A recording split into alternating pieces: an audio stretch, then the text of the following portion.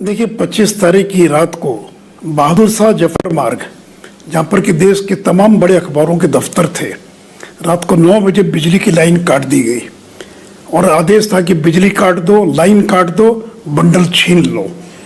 और अगर किसी तरह से कुछ अखबार छप गए तो उनके बंडलों को छीन लिया गया। जो हॉकर बेचने के लिए निकले थे उनके बंडल छीन लिए गए और पूरे देश को, विशेषकर दिल्ली को, ये पता ही नहीं चल पाया कि अखबार क्यों नहीं मिला उनको। और केवल इसलिए कि इमरजेंसी लगी है, उसी रात को करीब 1 बजे जेपी को जगाकर गांधी शांति प्रतिष्ठान से गिरफ्तार कर लिया गया। अटल बिहारी वाजपेयी, आडवाणी जी, चौधरी चरण सिंह, देश के तमाम बड़े नेता मोरारजी से लेकर रातों रात उनको गिरफ्तार कर लिया गया।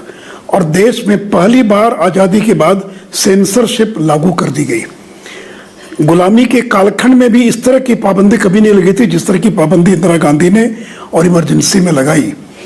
अखबार, बड़े बड़े अखबारों ने अपना विरोध प्रकट किया, एडिटोरियल कॉलम खाली छोड़ दिए गए। कुलदीप नैयर जैसे जो संपादक थे इंडियन एक्सप्रेस को गिरफ्तार कर लिया गया। 250 से ज़्यादा पत्रकार इमरजेंसी के अंदर गिरफ्तार किए गए होंगे। और इतना ही नहीं, तो हर अखबार के दफ्तर में एक सेंसर ऑफिसर बैठा दिया गया। अखबार में अगर कोई राजनीतिक समाचार अगर छपना है तो बिना उनकी अनुमति के छप नहीं सकता है। इतना ही नहीं, तो जिस देश के अंदर न्यायपालिका और संसद की कार्रवाई पर कभी रोक नहीं थी, तो अगर पार्लियामेंट और जुडिशरी इसमें अगर कोई बहस हो रही है, इमरजेंसी से जुड़ी बहस जो है, तो उसके प्रकाशन पर रोक थी। सरकार जितनी अनुमति प्रदान करेगी उतने ही समाचार छप सकते हैं। नेताओं के बयान नहीं छप सकते थे। और जो नेता गिरफ्तार हुए, आदेश था किसी का नाम मत छापो। इसलिए दुनिया को पता ही नहीं चला कि जेपी, अटल बिहारी वाजपेयी और आडवाणी गिरफ्तार हो गए।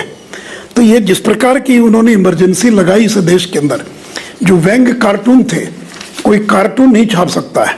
उस जमाने की एक बड़ी लोकप्रिय पत्रिका थी संघर्ष वीकली, जो अंतर्राष्ट्रीय ख्याति प्राप्त और कार्टून ह्यूमर की पत्रिका थी, उसको अपना प्रकाशन बंद करना पड़ा।